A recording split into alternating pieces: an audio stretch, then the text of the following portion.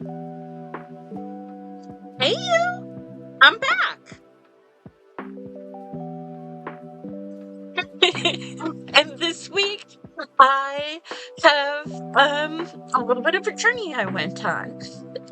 So I found a great deal on a pad of arches.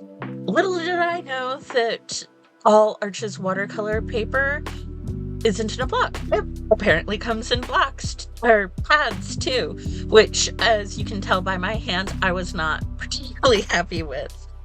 And the other thing that is part of my journey is I made a collage I don't like. Isn't it cute? But it needs some elements, and I was so over it. So I decided that I would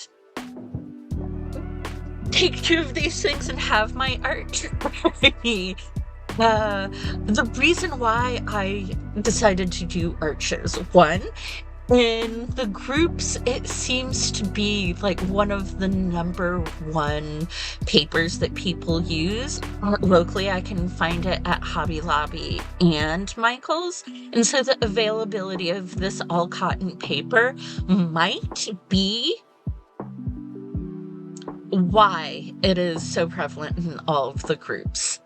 I just assumed that it was because it was a quality brand of paper, and at a certain level, people get really picky about their papers and supplies, and I think that's great because you learned what you liked.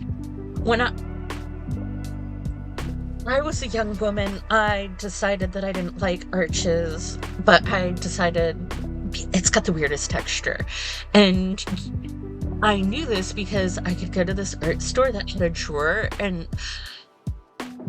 for like hundreds of different styles of paper. The whole back room was just drawers, and you could open up every single drawer and you could touch every single sheet of paper if you wanted to. And of course I opened up all the different drawers and I felt the different papers and felt their weight and thickness and texture and all that stuff. And I thought arches felt weird. And it is a textured paper. All paper has texture, but arches is a little bit more because of it's hot or cold or whatever it is. I don't really remember. Here, let me look at the pad. It is cold pressed, but it has more texture than other cold pressed papers that I've run across, or at least different ones. And I don't like the specific texture, and so I've always avoided buying arches. It's kind of a premium cost in terms of paper, and I just I can find something else. But I kept on hearing and seeing lovely, lovely work going on it. And so when I saw it on sale, I'm like, you know what? I'm going to try it. I was so disappointed that it wasn't in a block. A block is a pad of paper that has glue on all four sides with little spaces where you can stick your palette knife in and cut it out all around the edge.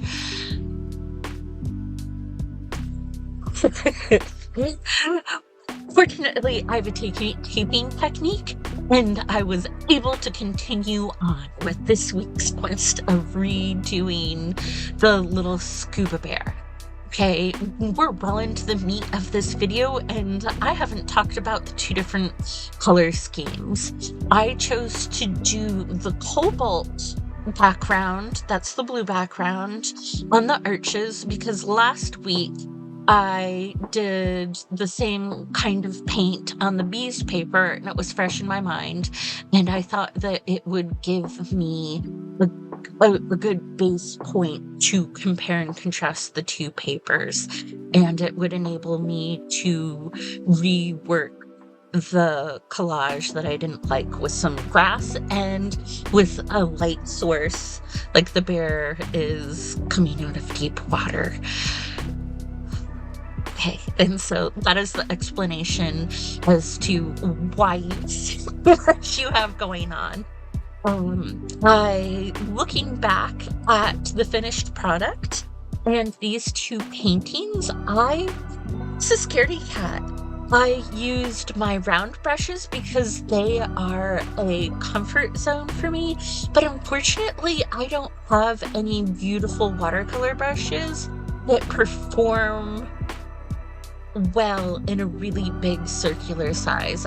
All of my big watercolor brushes are flat, and I think that happened because I didn't learn that I liked round brushes until after I bought all the flat washes or brushes for flat washes.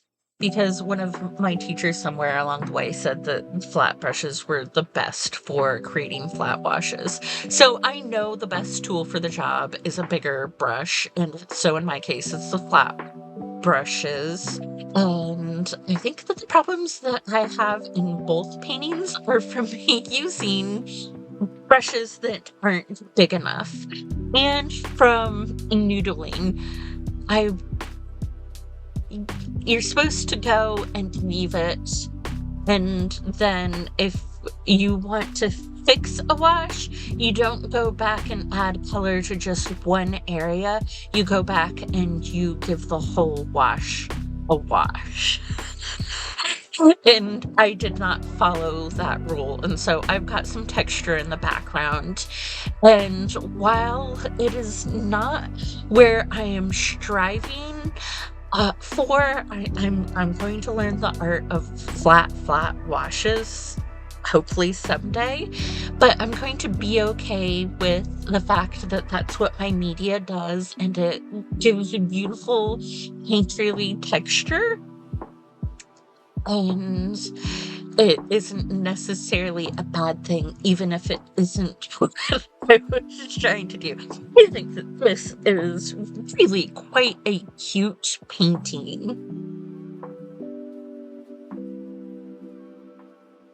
And I think that between the two papers, that I managed to get pretty similar results of a finished painting between these two, so it tells me a couple things: that the bees paper holds up pretty well, and that I don't have to spend the money on an arches pad again. The texture, it just really gets me.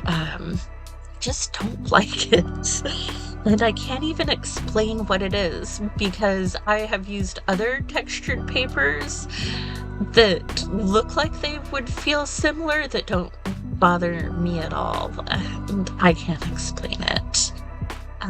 Here I am doing some finishing touches on the blue, and the funny thing is that I did a whole second painting so that I could be true to the first collage and do the green water on it, and I honestly think that the cobalt really just turned into my favorite painting out of the two.